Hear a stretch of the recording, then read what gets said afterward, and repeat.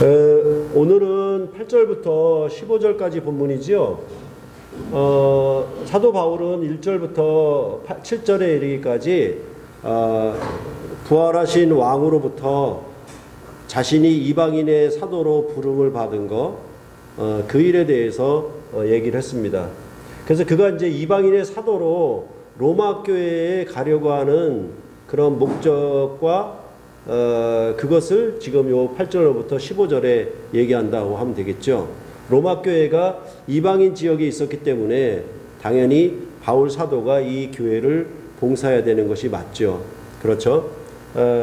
그랬을 때 1장 8절로부터 15절은 크게 두 부분으로 볼 수 있고 아니면 뭐 세 부분으로 볼 수도 있어요. 그래서 크게 두 부분으로 볼 때에는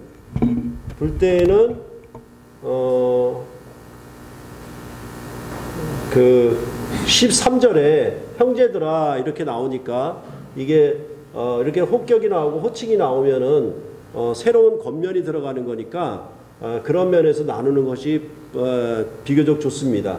아니면 이제 이 8절에 얘기를 하듯이 8절에 이렇게 그 로마 교회에 대해서 얘기하고 이유가 있고 그 다음에 또 이유가 있고 이렇게 연결되기 때문에 12절까지 쭉 연결돼서 보는 것이 아무래도 좋을 것 같아요. 그런데 굳이 또 이제 나누자면 8절부터 10절까지 나누어서 바울이 로마 교회를 가기 위해서 그가 얼마나 그들을 쉬지 않고 그들을 위해서 기도했는지 가기를 원하여서 기도했는지 그렇게 얘기를 하고 있는 것으로 보면 좋을 것 같아요. 그래서 우리가 8절을 보면은 너희 믿음이 온 세상에 전파됐다라는 것으로 보아서 이 로마 교회는 다른 누가 이 교회를 복음을 전하여 세웠다라는 것을 알 수 있게 합니다. 그럼에도 불구하고 사도 바울은 이방인의 사도로 부름을 받았기 때문에 로마 교회를 가려고 하는 목적이 있었고 지난 시간에 얘기했던 것처럼 이 로마 교회에 나타난 주제와 목적에 대해서 두 가지 견해가 있었는데 하나는 교회의 분열 문제다. 유대인 그리스도인과 이방인 그리스도인과의 어떤 분열 문제가 있었다. 그래서 그것을 화평케 하는 것이 목적이다. 아니면 이제 서바나로 가려고 하는 스페인으로 가려고 하는 목적이다라고 두 가지 견해가 부딪히고 있는데 사실은 이 두 가지 견해가 서로 부딪힐 것이 아니라 조화되어 보아야 된다라고 말씀을 드렸죠. 그래서 교회의 화평을 이루어서 서바나까지 가려고 하는 것이 그 로마서를 쓴 주제와 목적이라고 보는 것이 비교적 합당하다라고 생각을 합니다. 그래서 우리가 그 복음에 대해서 얘기를 할 때 그냥 기쁜 소식, 좋은 소식 이렇게 하면 안 되고요. 이게 어느 때 나왔는가를 봐줘야 돼요. 복음이 어느 때 복음인가라고 얘기할 때 전체적으로는 뭐냐면 이제 이사야서 40장으로부터 66장 즉 후반부에 나오는 내용 가운데 복음이 나와요. 그 말은 이 내용은 뭐냐면 이스라엘 백성이 바벨론에서 돌아오는 새 출애굽 사건을 배경으로 하는 겁니다. 그렇죠? 그러면 새 출애굽일 때 이스라엘이 범죄하여 이방 땅 바벨론 땅에 흩어졌다가 그들이 다시 그대로 원상복귀하는 걸 얘기하느냐? 그게 아니라 이제 열방들이 들어오거든요.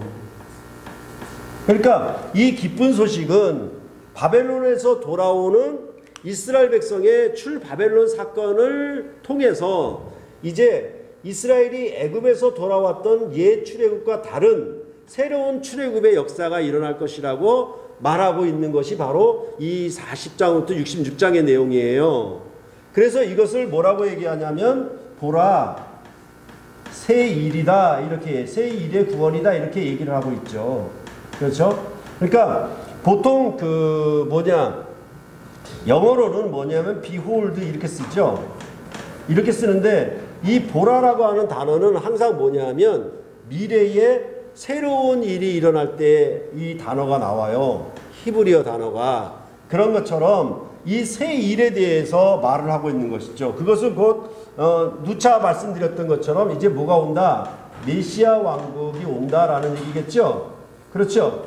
이 나라가 오는 것, 이 메시아 왕국이 도래함이 곧 복음이에요. 알겠습니까? 그러면 이 메시아 왕국에 어떻게 되느냐? 유대인뿐만 아니라 이방인들도 열방들도 여기에 들어오는 게 복음이란 말이에요. 그러니까 이 개념을 갖고 있어야 되는데 우리는 항상 뭐냐 하면 그냥 믿음이 아닌 행위가 아닌 믿음. 그렇죠? 어떻게 죄사함을 얻어서 예수 그리스도의 속죄를 믿어서 구원함을 얻어 개인이 구원받느냐의 관점으로만 있었기 때문에 이런 복음에 대한 개념이 전부 뭐냐 하면 이제까지 전개된 것은 전체적으로 뭐였냐면 속죄론, 속죄의 관점에서만 되어 있었단 말이에요. 어떻게 개인의 죄를 사하느냐 이쪽에 되어 있었단 말이에요. 그게 아니라 복음의 관점은 이사야서 이 배경을 따라서 이제 메시아 왕국이 도래할 것인데 이 나라에는 유대인과 이방인이 차별이 없이 이 나라에 참여하여 들어오게 되는 것이 곧 복음이다라고 보아야 되는 거예요. 이게 이 복음을 들었다라고 하는 것이 바로 은혜를 받았다라고 하는 것이 구원을 얻었다라고 하는 것, 생명을 얻었다라고 하는 것이 무엇인가에 대해서 생각을 해야 되고 항상 뭐냐면 하나님의 그 구원의 역사는 이러한 하나님 나라의 일에 어떻게 하냐면 자기 백성을 먼저 불러요. 먼저 부르는데 그들에게 뭐를 맡기냐면 제사장 나라로 부름을 받죠. 그렇죠. 그러니까 사도 바울이 로마서 후반부에 얘기하듯이 이방인을 제물로 드린다고 그러잖아요. 그렇죠. 그런 의미가 뭐냐 하면 항상 제사장 나라의 사역을 함으로 자기에게 은혜와 사도의 직분이 주어졌다라고 얘기를 하는 거예요. 그러니까 이게 직분을 얘기하면서도 결국은 제사장 직분이라는 얘기죠. 이방인을 제물로 바치는 거니까. 그렇죠? 그러니까 이런 부분에 대해서 전반적인 이해가 있어야 되는데 우리는 뭐냐면 이 속죄론에만 치우쳐 있었단 말이에요. 없었다는 말이야. 이게 전혀 없다는 말이 아니라 극히 부분적인데 이것으로 전체를 얘기해 버렸단 말이에요. 그래서 로마서의 전체적인 의미가 왜곡되고 말았어요. 자그마치 한 500년 동안이나 그 이상. 그러니까 굉장히 이건 중요한 거예요. 그래서 이 새 출애굽을 통해서 메시아 나라가 도래한다는 것, 그것이 굉장히 중요한 것이고 이 나라에 열방이 들어오는 얘기니까 이제 예수님이 부활하신 후에 사도행전에서 오순절에 성령이 임하면 어떡한다? 오순절에 성령이 임하면 어떡한다? 예루살렘과 유대와 사마리아와 땅끝까지 이르러 내 증인, 여기서 나오는 거거든요. 그렇죠. 그러니까 이런 땅끝까지 선교 사역은 뭐냐면 예수의 부활 후에 나타나는 사역이지 구약에는 이게 본격적으로 적극적으로 나타나질 않아요. 항상 가나안 땅을 넘어가는 일들은 그 예외적인 일이지 그게 일반적으로 이루어졌다라고 구약은 안 해요. 그리고 항상 이방 땅은 부정한 땅이고 멸시받는 땅이고 죄인의 땅이지 이스라엘 유대인들은 절대로 이방인에게 가려고 하질 않아요. 그런 면에 있어서 복음이란 무엇인가, 특히 여러분과 저와 같은 이방인들에게 복음이라고 하는 건 뭐냐면 우리는 이 하나님 나라에 대해서 전혀 모르고 살았는데 이제 예수 그리스도의 부활로 말미암아 이 메시아 왕국의 도래를 통해서 우리가 이 나라에 들어갈 수가 있게 된 거예요. 그렇죠. 그런 부분을 우리가 먼저 기본적으로 알아야 되는데 복음에 대한 이해가 제대로 안 돼 있는 바람에 이렇게 많이 로마서의 전반적인 내용이 어그러져 있는 거예요. 그러니까 로마서가 말하는 이제 서바나까지 가려고 한다. 이방인의 사도다. 서바나까지 가려고 한다는 땅끝까지 간다는 얘기거든요. 그런 거에 대한 기본적인 어떻게 복음을 듣고 믿어서 세례를 받아 구원을 얻었는데 이것이 속죄 방식으로 들었기 때문에 제사장 나라에 참여한다는 의미로 듣지 않았기 때문에 우리는 많이 왜곡되어 있는 거예요. 전체적으로. 그러니까 그런 일에 지금 뭐냐면 서바나까지 가는 일에 왜 다시 로마 교회의 복음을 이미 들었던 복음을 다시 전하는 이유는 이 복음의 의미와 참된 뜻을 바르게 알아서 복음에 나타난 열매를 너희가 맺게 하려고 하는 것이겠죠. 그렇죠? 그렇기 때문에 뭐냐면 서바나까지 가는 일에 이런 복음의 사역에 이 로마 교회가 동참해달라, 후원해달라 이렇게 얘기를 하는 거예요. 그러니까 바울의 전반적인 전도 사역을 봐서는 로마 교회를 갈 필요가 없어요. 이미 다른 사람이 전도한 곳을 안 가요. 그게 원칙이에요. 그게. 그렇죠? 그래서 늘 새로운 곳을 갔단 말이에요. 그런데 여기를 굳이 가려고 하는 것은 뭐냐 하면 전체적으로 그 선교하는 일에 로마 교회를 전초기지 삼으려고 하는 의도가 있는 것이죠. 이해하겠죠? 이런 정리가 다 되어 있어야 지금 바울이 로마를 방문하려고 하는 목적에 대해서 오늘 본문이 비교적 잘 이해될 수 있는 거예요. 아시겠죠? 그러니까 우리가 복음을 믿었다 하는 의미에 있어서 뭐냐면 자기 개인주의적으로, 그렇죠? 아까도 말했던 것처럼 자기 내면적이나 아니면 개인의 영성이나 이런 쪽으로 자꾸 몰입해 들어가면 안 돼요. 복음은 확장이에요. 그것이 뭐냐면 견고하게 되는 가장 중요한 요인이에요. 항상 정체되어 있는 물은 썩게 되기 마련이에요. 아시겠죠? 어디로 흘러가야 되죠. 그러니까 에스겔서도 뭐냐면 성전에서 흘러나오는 물이 저 바다 아라바 바다까지 끝까지 흘러간단 말이에요. 온 사방에 이 성전의 물이 그 말은 뭐냐면 성전에서 나는 물 하는 얘기는 복음이고 하나님의 말씀이고 이것이 생명이기 때문에 온 땅을 적신다는 얘기예요. 그런 의미를 역사적으로 갖고 있어야 되는데 역사적으로 갖고 있지 않았기 때문에 이런 면에서 많은 왜곡이 되었고, 사실은 이제 로마서 가지고 우리가 복음에 대한 논쟁을 벌인다면 여러분들은 이런 역사적 배경을 확실히 갖고 있어줘야 돼요. 그래야 이 내용들이 전체적으로 이해가 될 수 있을 겁니다. 그렇게 하고 뭐냐면 그럴 때 이제 뭐냐면 우리가 여기서 좀 들어야 될 거는 항상 바울이 가려고 하는 어떤 간절히 원하는 거에 대하여 바울은 무엇을 먼저 하냐면 기도를 먼저 해요. 그러니까 으쌰으쌰 하는 것도 좋겠지만은 더 힘을 기울여야 되는 거는 뭐냐면 하나님을 의지하고 그의 도움을 구하는, 그렇죠? 내가 이런 일을 할 때 늘 말씀드리지만 왕이시여 내게 원군을 보내주시고 내게 군수물자를 보내주시고 내게 병력을 보내주시고 내게 이런저러한 전략가들을 보내주시옵소서라고 하는 그런 간구가 있어야 되는 거예요. 그러니까 여기 사도 바울이 쉬지 않고 내 기도에 항상 쉬지 않고 내 기도에 너희를 말했다라고 얘기를 하는 거예요.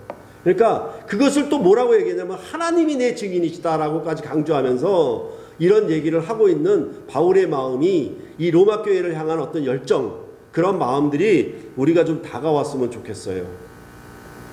그렇죠? 근데 실질적으로는 뭐냐 하면 그 듣고 이해하는 건 좋은데 하나님 앞에 기도하는 거는 굉장히 어려워요. 어렵게들 생각을 해요.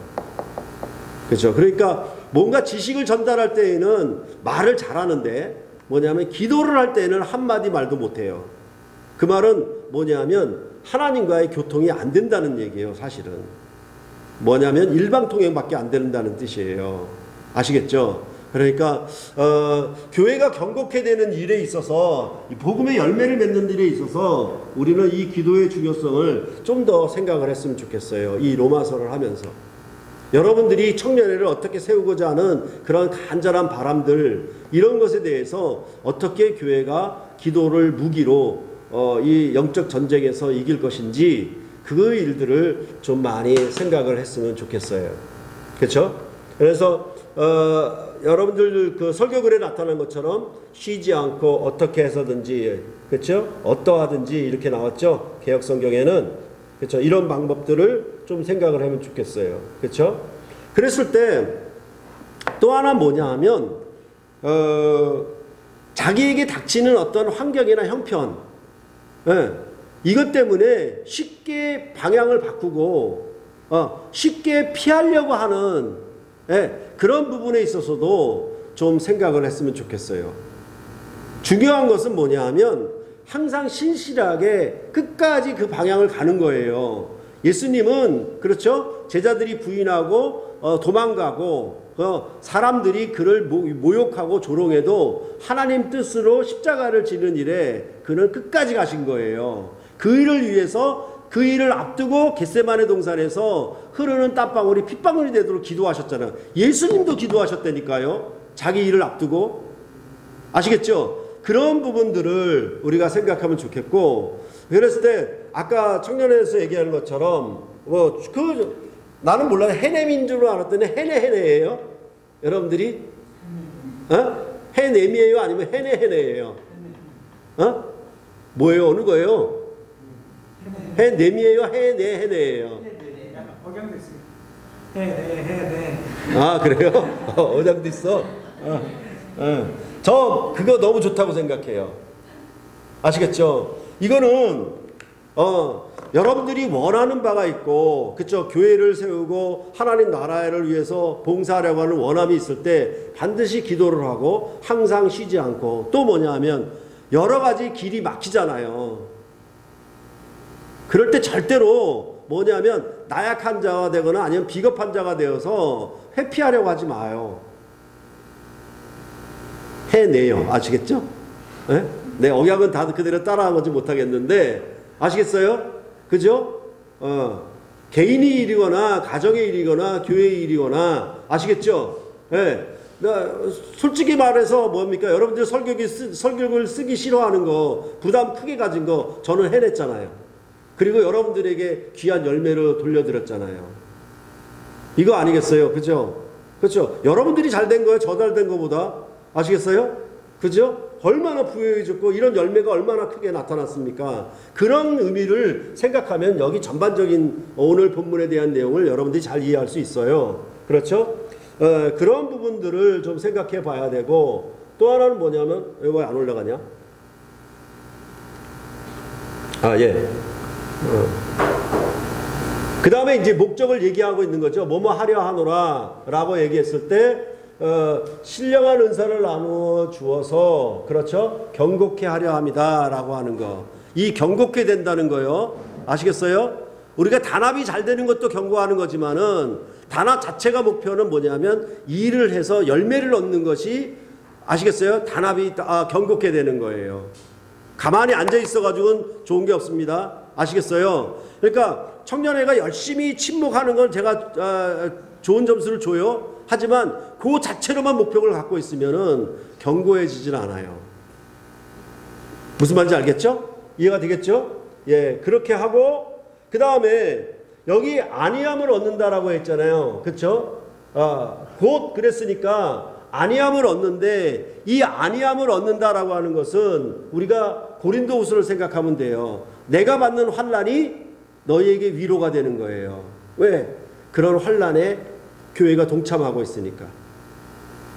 아시겠죠? 그러니까 로마서 16장에 동역자들을 그렇게 많이 나열하는 이유는 이들이 뭡니까?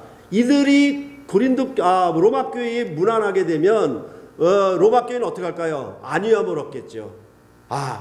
십자가를 지고 함께 걸어가는 이런 용사들이 나뿐만 아니라 여러 주의 종들이 있다라는 사실에 대하여 위로를 받는 것이죠.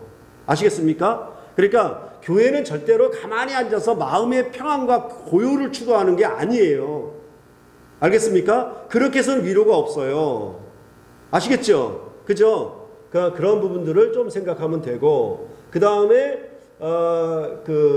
형제들에게 이제 얘기한 것이죠. 여러 번 가고자 한 것을 너희가 모르게 되기를 원치 않는다라고 얘기를 하는 거고, 뭐냐면 가려고 하는 목적은 이방인 중에서와 같이 열매를 맺게 하려 함. 그렇죠? 그런 부분들. 그런데 이제 지금까지 길이 막혔다라는 것이죠. 그렇죠? 길이 막혔는데 어떻게 한다? 그 길이 막혔음에도 불구하고 이건 뭐예요? 자기가 이방인의 사도의 직분으로서 해내야 될 일들이에요. 그러니까 빚진 자다라고 얘기하는 것이죠. 그리고 헬라인이나 야만인이나 그 구도는 그대로 지혜 있는 자, 어리석은 자 같은 구도입니다. 아시겠어요? 헬라인은 지혜 있는 자로 얘기하는 거, 야만인은 어리석은 자로 얘기하는 거예요. 아시겠죠? 예. 그럴 때 대체적으로 뭐냐 하면 그리스 로마에 있는 사람들은 다 지혜인을 쳤고 저기 서바나 지역에 있는 사람들은 그 당시엔 전부 야만인을 쳤어요. 알겠죠? 그죠? 그렇게 해서 이렇게 그 서바나까지 가려고 하는 이유는 여러분들도 그 팍스 로마나를 생각하셔야 돼요. 그렇죠? 그 당시 로마 제국이 이렇게 강대한 제국으로 들어서기 전까지는 야만인들이 계속 전쟁을 벌였단 말이에요. 그러니까 그들이 전쟁을 쉴 때에는 겨울에만 쉬었어요. 봄이 돌아오면 다시 전쟁을 시작을. 계속 남의 걸 약탈하고, 그렇죠? 남의 땅을 빼앗는 일들이 이 야만인들 가운데 가득했단 말이에요. 근데 로마가 정복하고 한 나라가 들어서면서 그 싸움이 끝났죠. 그러니까 로마가 평화를 준 것이죠. 그런데 그 로마의 팍스 로마라고 하는 로마 제국의 이념이 그 위에다가 뭘 얘기하냐면, 그렇죠? 그리스도의 화평, 그리스도의 나라의 화평을, 평화를 얘기하는 방식이에요. 로마 교회에게. 아시겠어요? 하늘의 평화를 얘기하는 방식이에요. 이해하겠습니까? 그렇죠? 그것이 진정한 평화라는 얘기하는 것이죠. 오케이? 그쵸? 민족적으로 정치적으로 통일되는 것이 아니라 복음 안에서 통일되는 것이 진정한 평화다 얘기를 하는 방식이죠. 그래서 이런 일에 로마 교회가 열매를 맺기를 원하고, 그러한 일에 길이 막혔음에도 불구하고 나는 빚진 자로서 이 일을 끝까지 해낼 것이라고, 그 사명을 끝까지 감당하겠다고 얘기하는 것이겠죠. 그렇죠? 그래서 뭐예요? 저는 할 수 있는 대로 어찌하든지 나는 로마에 있는 너희에게도 복음 전하기를 원한다라고 결론으로서 그러므로 하면서 얘기를 하고 있는 것이 오늘 본문입니다. 그렇죠? 그렇게 봤을 때 저희 샘물결 교회는 뭐냐 하면 복음의 이해력, 그렇죠? 말씀을 아는 지식, 이것은 강할지 몰라요. 근데 그것만으로만 머물러 있으면 절대로 교회는 견고하게 설지 못합니다. 그렇죠? 복음의 전투가 있어야 돼요. 싸움이 있어야 되고, 그래서 로마서를 집어든 이유는 여러분들을 좀 더 복음으로 무장시키고, 그렇죠? 우리가 이 복음으로 모든 교회들을 새롭게 할 만한, 그렇죠? 그런 사명감을 좀 더 가졌으면 한다라는 것이죠. 아시겠습니까? 그렇죠? 그래서 우리가 이 로마서를 하면서 이런 제목으로 여러분들이 함께 기도하고 협력하고 후원하고 그렇게 했으면 좋겠습니다. 그래서 우리가 2019년도에 해왔던 그것보다 후반기에는 좀 더 우리가 더 성장하고 열매를 맺는 그런 청년회가 되었으면 하는 바람이고, 그런 샘물결 교회가 되었으면 하는 그런 간절히 원함을 갖고 여러분들이 이 후반에 더 기도하면서 우리가 힘써서 주의 일을 함께 했으면 좋겠습니다. 됐죠? 여기까지.